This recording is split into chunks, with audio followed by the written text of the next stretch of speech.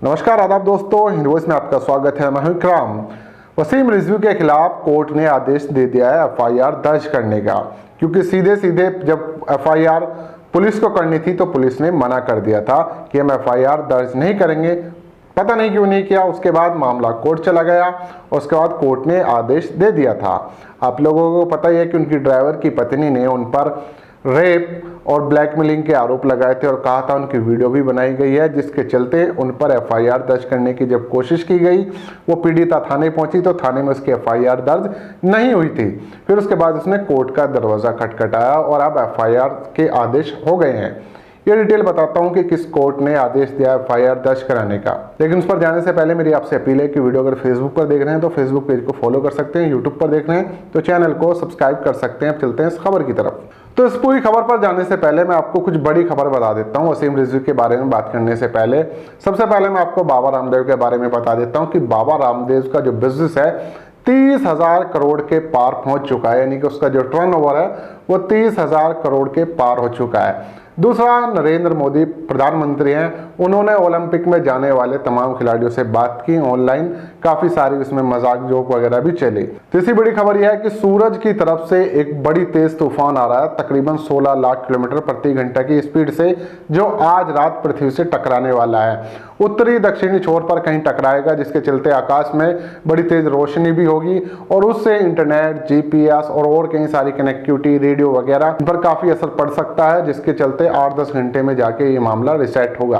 अब वापस लौटते हैं वसीम रिजवी की तरफ। वसीम रिजवी जो शिया वक्फ बोर्ड का चेयरमैन रहा है, समाजवादी पार्टी हो, बसपा हो या फिर बीजेपी में हो, तीनों में लगातार शिया वक्फ बोर्ड का चेयरमैन रहा है।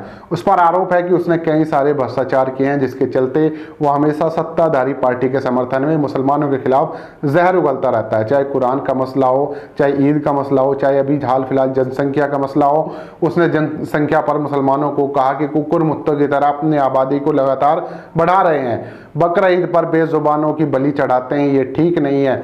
इसके अलावा तमाम और बयान है, जिसके चलते वो हमेशा विवादों में रहा है। हर तीसरे चौथे ने एक वीडियो जारी कर देता है, उसके बाद सामने आता है और खुद से अपने आप को एक तरह से राष्ट्रभक्त कहलवाने की कोशिश करता है। उसके उल्टे उसकी ही कम्युनिटी के सारे लोग उसके खिलाफ खड़े हुए हैं, लेकिन उसे इस बात का कोई फर्क नहीं पड़ता।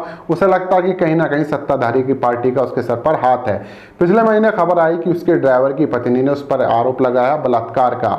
उसकी पत्नी का, जो ड्राइवर की पत्नी है, उसका ये कहना था कि उसके पति को हमेशा काम के बहाने अक्सर बाहर भेज देता था, उसके बाद उसके साथ जबरदस्ती करता था, बलात्कार करता था, उसकी वीडियो बना देता था, अगर वो विरोध करती तो जान से मारने की धमकी देता था। एक दिन तंग आकर उसने अपनी पति से सारी बात बताई। ये बात तकरीबन 11 जून की है। उसके बाद जब वो ड्राइवर वसीम रिजवी से बात करने पहुंचा तो उसके कपड़े उतरवाकर उसको पीटा गया। उसके बाद वे लोग थाने पहुंचे, थाने में शिकायत दर्ज कराई, लेकिन उस शिकायत का कोई असर नहीं हुआ। थाने में उनकी एफआईआर दर्ज नहीं हुई। उसके बाद वो लखनऊ के एक स्थानीय कोर्ट पहुंचे, जहां पर न्याय मजिस्ट्रेट अमरीश कुमार श्रीवास्तव ने शहादतगंज कोतवाल को एफआईआर दर्ज करने का आदेश दे दिए हैं। अब इस बात से वसीम रिजवी की काफ़ी मुश्किलें खड़ी हो सकती हैं, क्योंकि उनकी गिरफ्तारी होना अब लाजमी हो गया है, एफआईआर दर्ज हो चुकी है। उसके बाद देखते हैं इस मामले में क्या नया अपडेट आएगा। लेकिन अब एफआईआर दर्ज हो गई तो पुलिस पूछताछ भी करेगी और हो सकता है वसीम रिजवी को अब जेल भी जाना पड़े। अब एक महिला के साथ जब इस तरह का व्यवहार वो करेगा तो फिर वो कहाँ से बच सकता है। अभी तक वो सिर्फ अपनी जुबान से जहर उगल रहा था, लेकिन अब सामने आया है कि उसके इरादे, उसके मंसूबे कुछ ज़्यादा ही खतरनाक थे। जिस तरह की हरकतें उसकी सामने आई हैं, देखते हैं अब इस आरोप में वो बच पाता है नहीं बच पाता है। सत्ताधारी पार्टी उसका किसी तरह से फेवर करते या अपना हाथ खड़े कर लेती है। वसीम रिजवी को अगर जेल जाना पड़ा तो शायद ये उसके लिए बहुत बड़ी मुसीबत होगी। इसमें जो भी नया अपडेट आएगा मैं आप लोगों तक पहुंचा दूंगा। तब तक आप हिंद न्यूज़ देखते रहें, चैनल को सब्सक्राइब करें। मिलते हैं किसी और एपिसोड में।